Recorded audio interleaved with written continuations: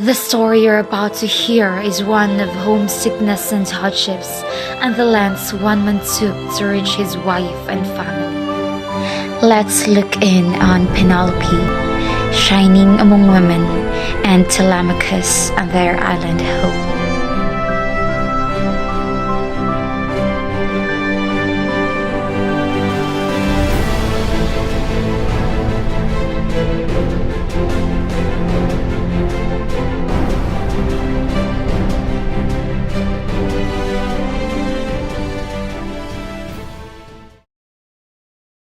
Mother, I will go now. My son, your father would not wish you to trouble yourself so.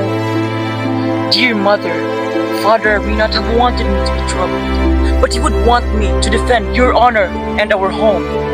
So like him you are.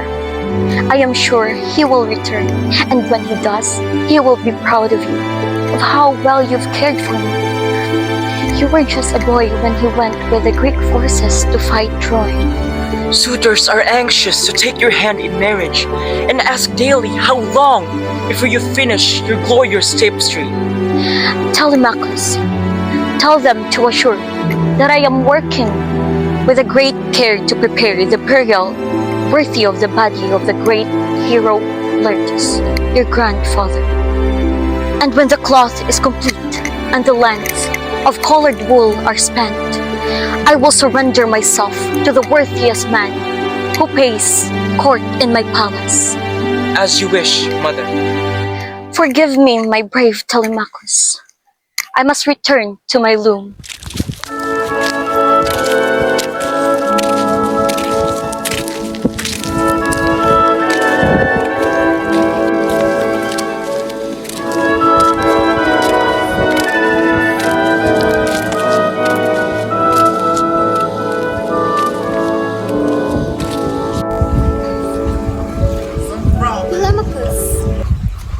Worthy son of great Odysseus, it is true your father would wish for your strength and wit, and might restore your mother's honor.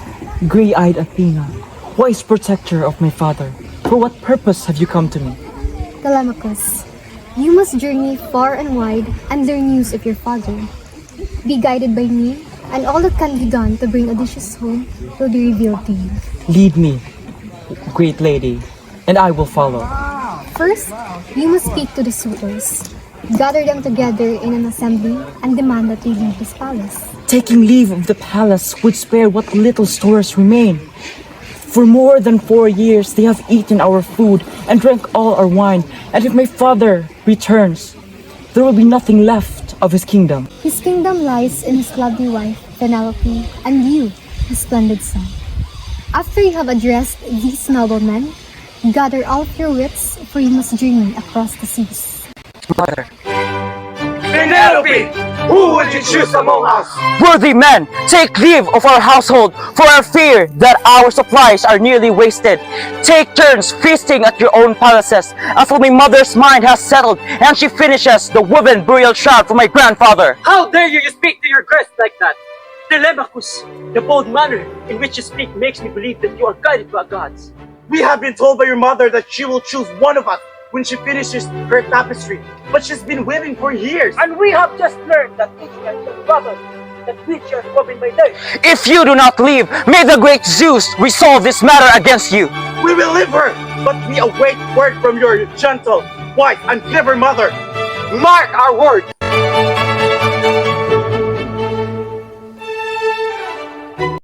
The first stop on the journey is the island of Pylos and the house of Nestor, a distinguished figure who fought at Troy.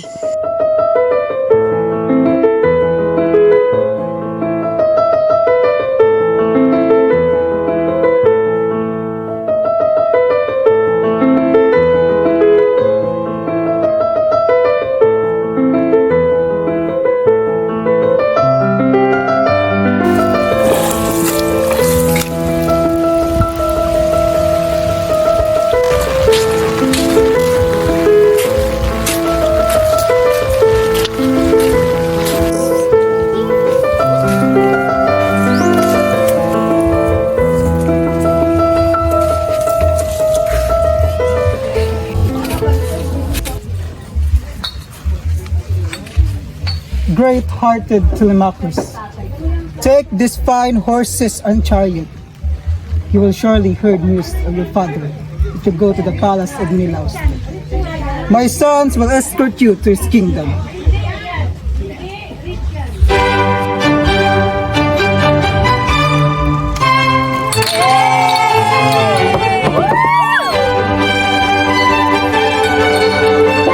Come, weary travelers, sit among with my family and have a feast with us.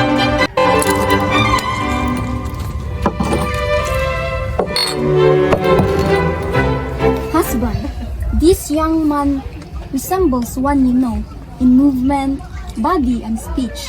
He is the same. The clever Odysseus had a son named Telemachus.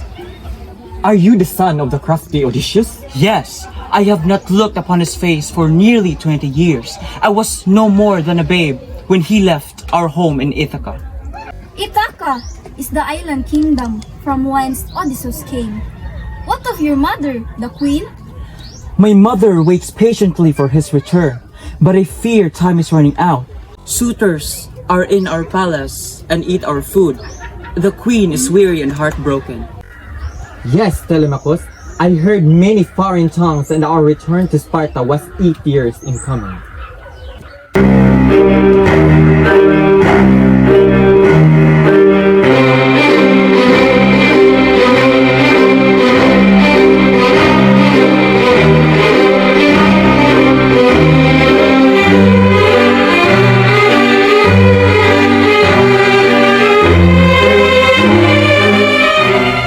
These things are terrible to hear.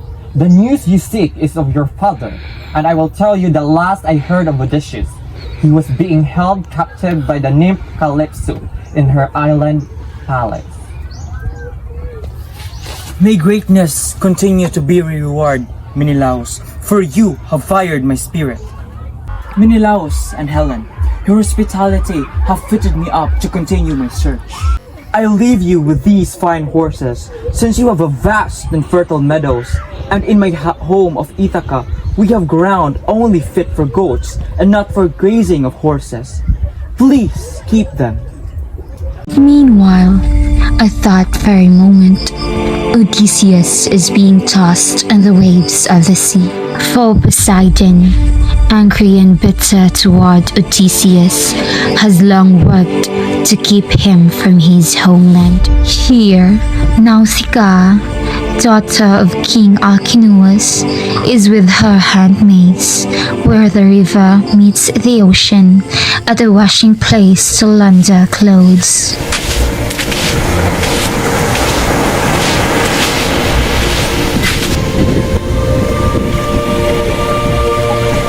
Take these baskets down to the riverside.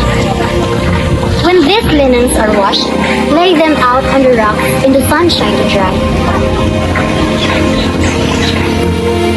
This is a good spot for our purposes, down closer to the reeds. Let us walk to the edge.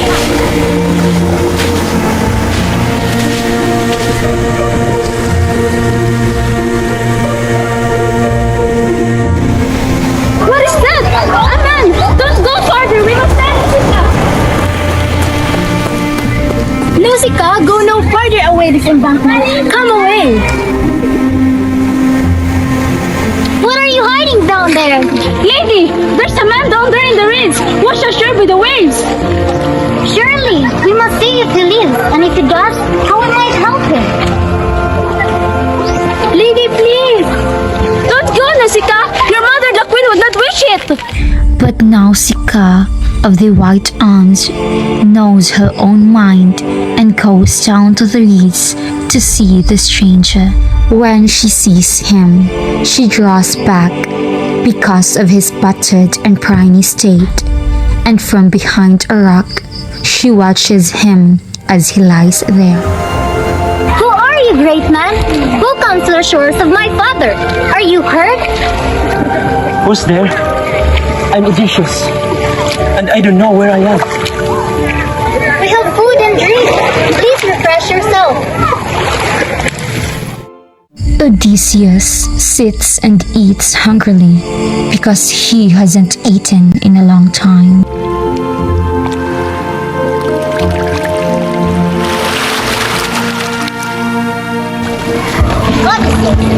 I invite you to the home of my father. But to avoid scandal, we will go on. When we are well on our way, you must go into the town and ask anyone to direct you to the palace of Alpha. Fair lady, I will do as you say. When Odysseus comes near to the town, Athena meets him.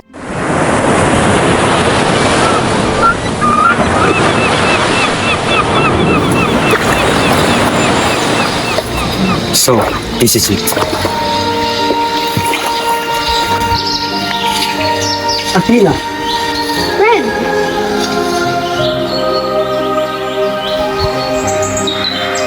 I will take you where it is you want to go. The kings inside this palace are peaceful, but be bold and go inside, for bold moves are smart moves. Great goddesses, to whom should I speak? Address your cause directly to the lady of the house, Queen Arete, herself descended from the gods. The mist around you will prevent others from seeing you, until such time as you reach to the sea. Thank you, my friend. Odysseus strides into the great hall unseen. Then, wishing to be seen, he bows deeply at the feet of Queen Arete. What in the world?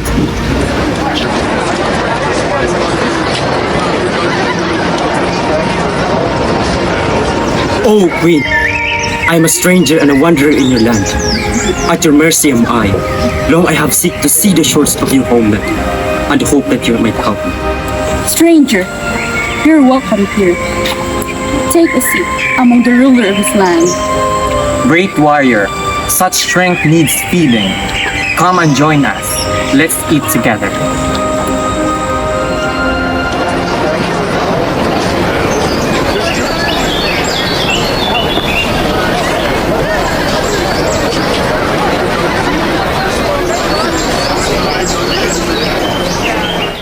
And Odysseus sits at the table in his chamber and eats great slabs of tender lamb and olives, seasoned with lemon and rosemary.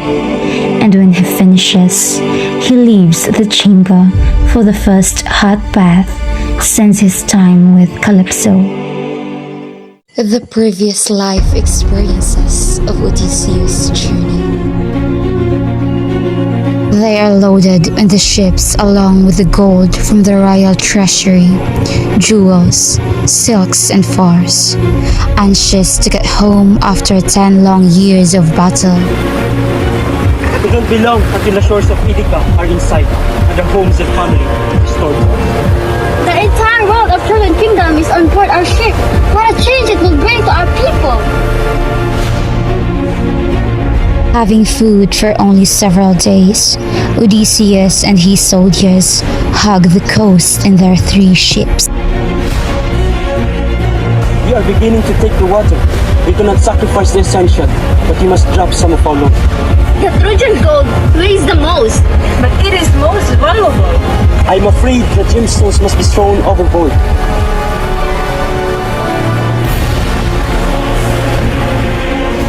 Rubies, emeralds, sapphires, and moonstones are dumped over the side of the ship. Rubies flash in the foam, sink in the waves, and flutter deep and catch the eyes of the naiads, the lovely sea nymphs relaxing in the sea palace of their father, Poseidon.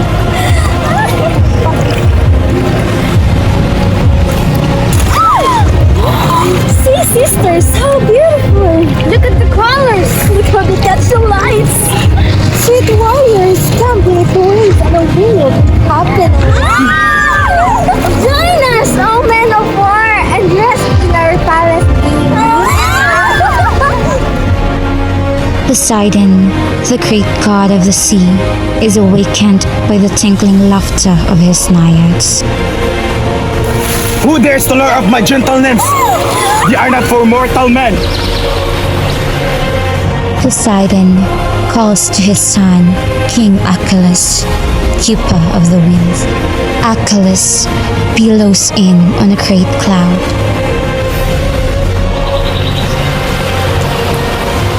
father, what is it that they desire from your loyal son? These mortals, brazen and bold, have greatly offended my kingdom. Send them a gale of wind of such force that for many days they are delayed in their journey.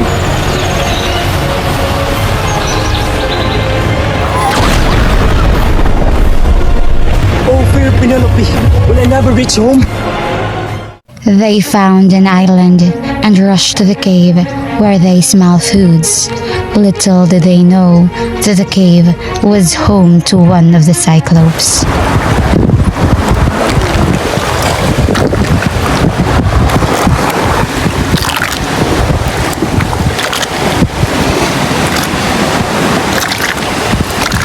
Soldiers, pick up! I say we take over the ship. Odysseus is mad. We have been waiting for a homecoming for years. We have no food, just chunk of this old bread. Odysseus has been a decent leader. I'll stick by him. We are all hungry, including him. But how do we know if he is leading us into the right direction? He might leading us to the new and wicked adventure. Look, there's an island on the horizon. Sir, wake up! Where are we? We have arrived in an island. I am so hungry. Let's go. Let's look for food. Soldiers, let's go!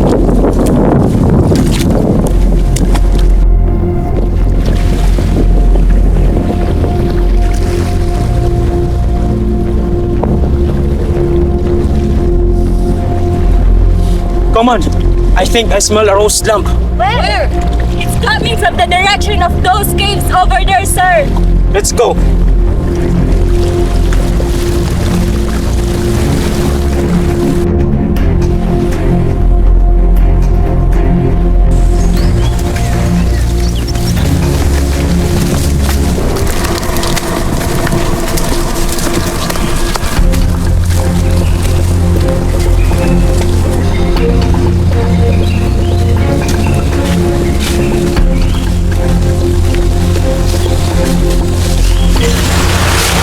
Look, sir, roast lamp. And look, a great basket of breads. I must eat. I haven't had food for 3 days. Control yourself. Remember the others. We must temper our cravings.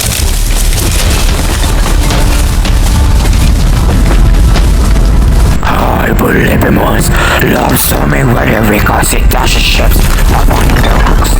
The sea throws up drowning sailors. Today's joy is more than cannot resist. Me, my lumps and speed will lure them to their deaths and to my summer. Stand up and run for your lives. How about you, sir? Just trust me. I can do this alone. As God says so. Just take this word. Thank you.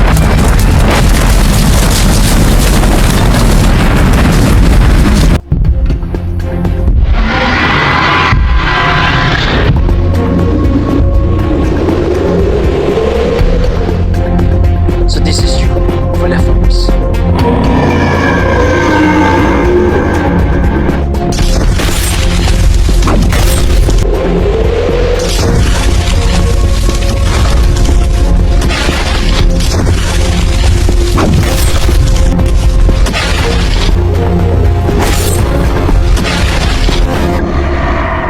And Odysseus' storytelling continues in the palace of King Alcinous.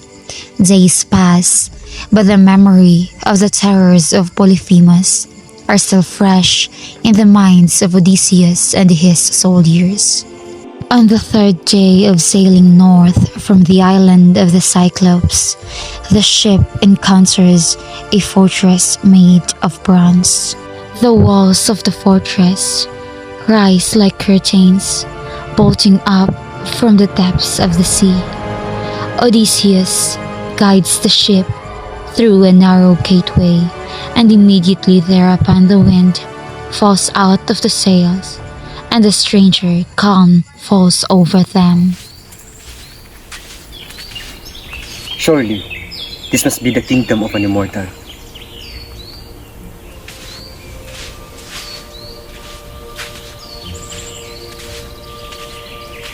You must be Odysseus, son of Laertes. I have heard tales of your troubles on the breezes that blow through our fortress. Odysseus, news of your adventures reached our ears ages ago. We know you are trying to get home. Perhaps the gods are on your side and they can help you. I hope you are right, Queen. With your help, the gods may grant my homecoming. Stay with us for a time and renew yourselves, and I will confer on my quest a gift that will hasten your journey. And so Odysseus and the crew stay for a month at the palace of King Achilles, keeper of the winds. Finally, the day comes when Odysseus can stay no longer. Forgive me, but my heart drives me forth. For my son grows older each day I'm gone. I am well aware of your situation. For your stories and friendship and your courageous persistence, I, Your Majesty. will grant you this gift. But mind you, if my instructions are not followed precisely, I can assist you no further. The west wind will fill your sail and accompany you to your island home. These thrills are all that binds these forces. Take care. Thank you. Be on your way, good man. Your family awaits your return. Odysseus bows to the king and queen and exits with his crew. The ship sails on. For 9 days and nights they sail the sea, the boat blown freely by the west wind, and Odysseus goes without sleep, watching over the leather sack. But on the 10th day, in the warm sun of an afternoon, Look! Odysseus! It is Ithaca! I can see people tinting their fires! and with that, Odysseus sits on a coil of rope, closes his eyes, and falls asleep. So exhausted is he. With a quick snap, the tie is broken, and suddenly, with great ferocity, the north, east, and south winds whip out, knock the men to the ground, and shake Odysseus awake. What happened? Who touched the bag?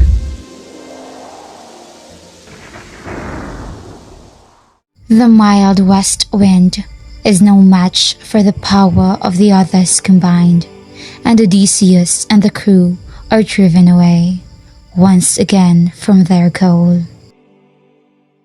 After the awful incidents, the ship takes refuge in an island of the goddess Circe, and as they are hungry, Odysseus sends out a search party of his soldiers to find foods.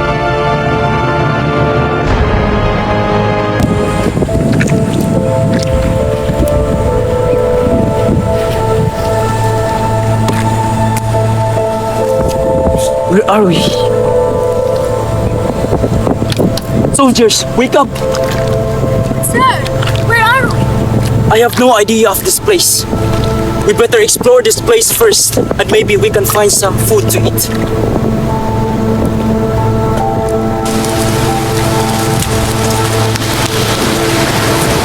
Sire! You're lost. You're alone. Where are the others? We came into a palace in the forest, and in the palace I saw a beautiful lady, maybe a goddess. She sat weeping, singing at the great loom, and opened her door for us as an invitation. How were you treated?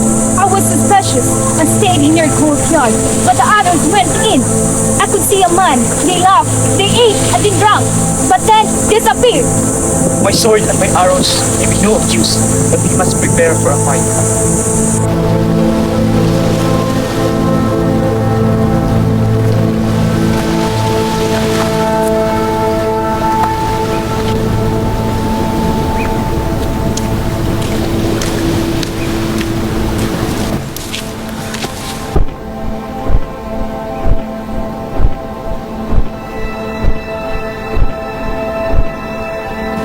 Oh goddess, Hermes.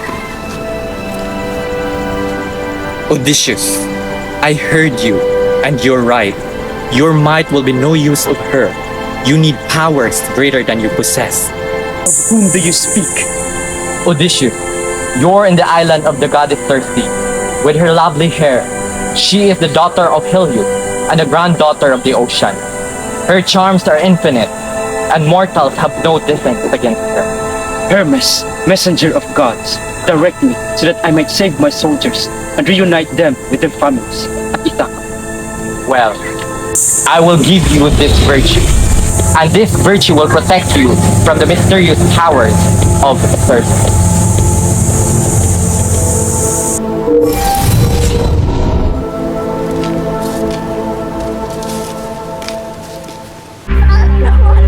Circe, where are you? Son of Helios, I have come to retrieve my crew of my ship. Circe, where are you? Shade warrior. What is it? Just me.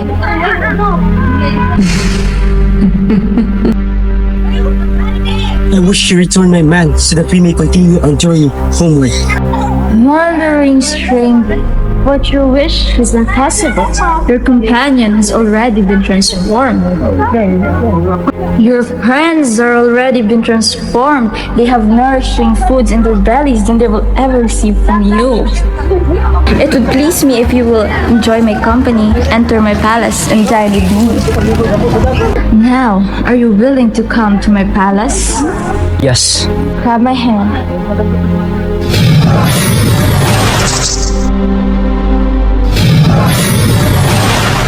We're here. Sit, stranger. I will give you a drink.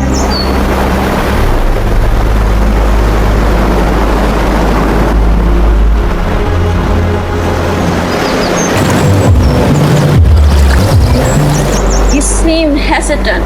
You must be Odyssey, son of Laertes and seed whose I have long awaited your return.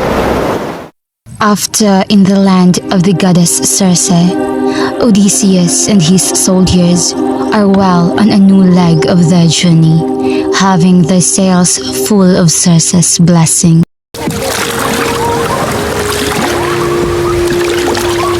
Once again, I must ask you to have complete faith in me. Do as I say, and we will survive another day. We have learned our lesson. We trust you, sir. We're sorry, sir. Never again will we doubt. Circe, bright among goddesses, warned by the danger ahead. We must follow her instruction precisely. Very soon, we will see a sight too beautiful to behold, and hear sweet music too lovely to hear. Let us be careful, everyone.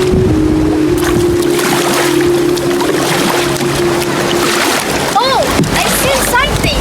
Oh, there they are. The sirens are here. Be ready and cover your ears.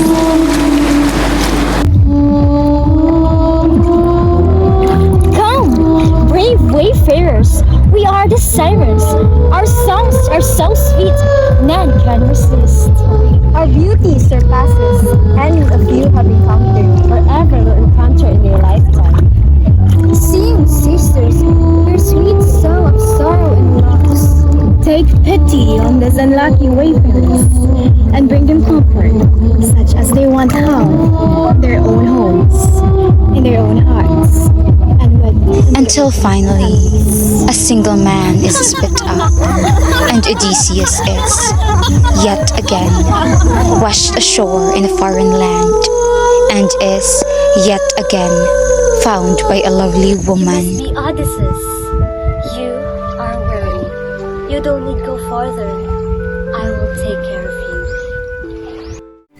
you. The leaders of Scyria look at Odysseus amazed, for never have they heard such tales of persistence. Taking advantage of a break in the story, two maidservants refresh Odysseus' cup and lay before him sweet figs and almonds.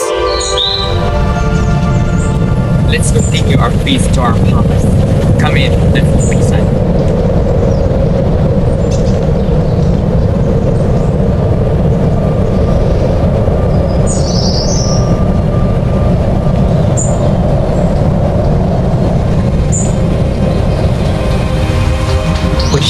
Please have a seat.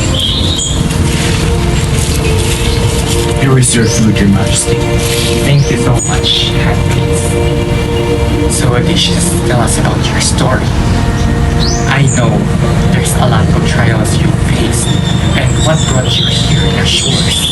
Surely your trials will end there. Tell us about Calypso. Who is she? And how does she treat you? Beaten down I was. I had lost everything, and yet Calypso is alive. Her home is the island of Gilead, where I washed up 10 days after losing my companions. And how does she help you heal such wounds? Calypso with the lovely hair had a garden, the measure of which would turn anyone's pain into gladness. Deep in a wood with fragrant trees around, and birds of all kinds nested peacefully there. It grieves me to think how many years lay between you and your family, Odysseus. How long were you in this island? For 7 years, Calypso gave me all I could wish. Odysseus, your story has touched me to my very soul. I hope so that this, our kingdom, will be the last stop of your journey, and may the gods will guide you till the very end. You have your deliverance, Odysseus. Thank you, Your Majesty. And Odysseus, in his gratitude, bows deeply to the king and queen of Scyria. After years of journey, Odysseus finally arrived at his beloved kingdom Ithaca, with goddess Athena waiting for him to tell a story about Penelope's trials.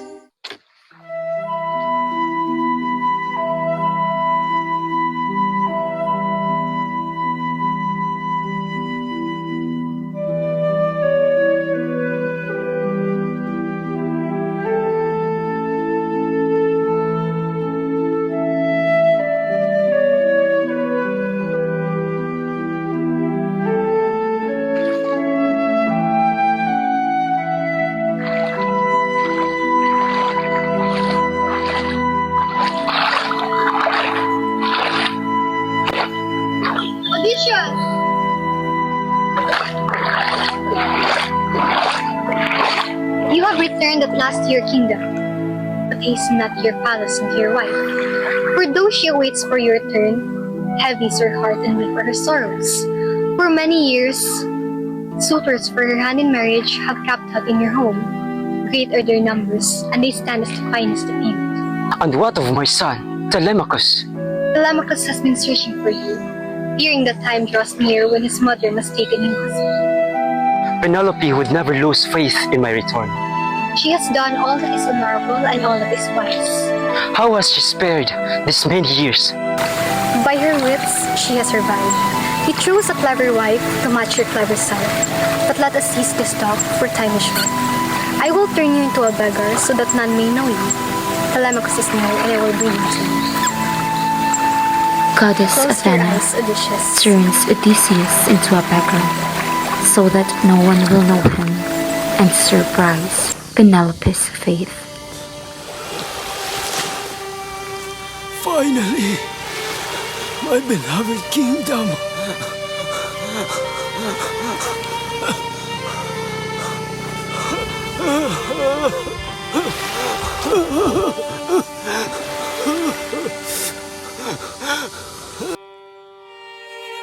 Luckily, the herdsman found Odysseus as an old man and helped him report it to Penelope. Poor old man. Old man, why are you crying? What happened to you? I traveled for many miles and wished to find some food to warm my belly and a place to rest my head. It's too hot here. Let's get some shade first. Let me.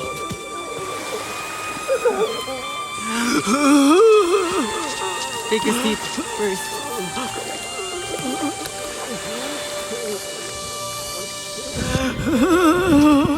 I'm so hungry. Don't worry, old man. Our Lady Penelope will be vexed if you turned away. Now, come with me, and I will show you to them. Surely, you will be given foods to eat.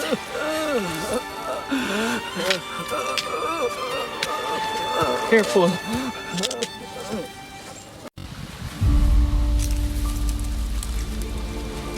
You're a queen. Who are you? Do you know those men? Your Majesty, I don't know either. Maybe a traveler from other island. Your Majesty, I found this old man, and he's very hungry. Can we give him some food to eat and a place to stay? What a beggar! Don't fool our festing with your presence. There are other homes to visit. Now, continue down the road. Who speaks roughly to a guest in my house? I apologize, Your Majesty. No matter how long you have been here, we must treat each other with courtesy. You're a queen. Please do take care of him. As you wish, Your Majesty. We don't need your help!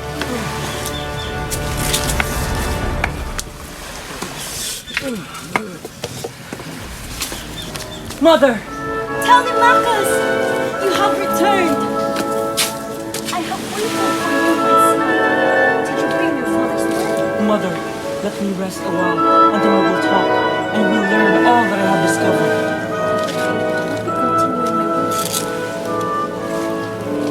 Out of all the many suitors, how come there's only one left? The others have left their patience. Heraclea takes care of Odysseus, but Odysseus didn't know that Athena sets a plan for it. Odysseus, do you know who I am? Who are you? Now you know who I am. Athena! It is time, Odysseus. Thank you, Athena.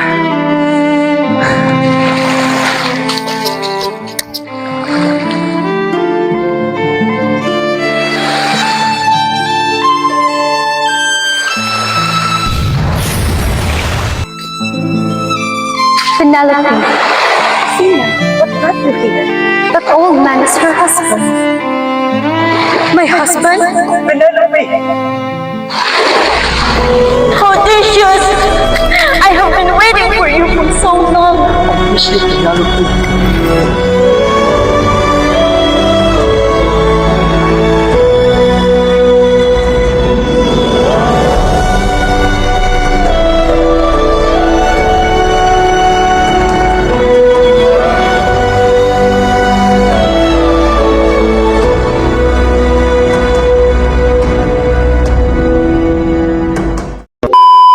It's coming from those direction of that caves, you know?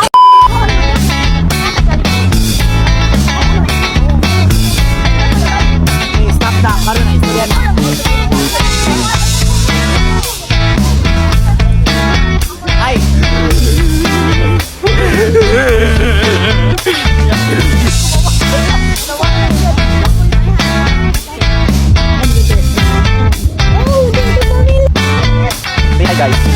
Maligo kita karon. Pagkabot na natin shooting. Just a boy. Ang script ba yun?